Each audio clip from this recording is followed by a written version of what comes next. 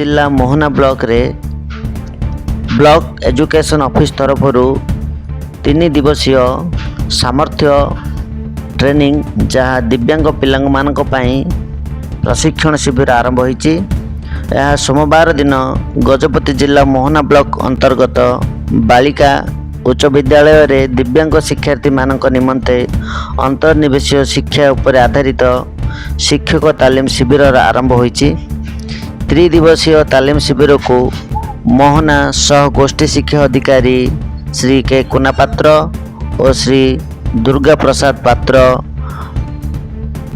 महोदय प्रदीप प्रज्वलन करी शुभ उद्घाटन करथिले।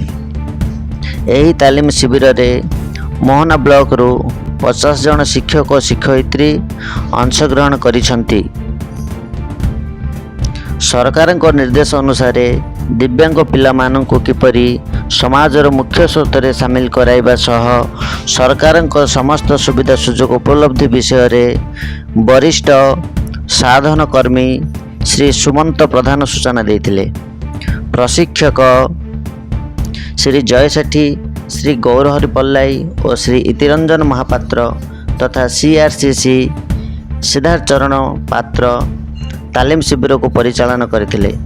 साधन कर्मी सुमंत प्रधान और प्रकाश कुमार साहू सहयोग करथिले तथा उक्त विद्यालयर प्रधान शिक्षक श्री ईश्वर चंद्र नायक महोदय धन्यवाद प्रदान करथिले।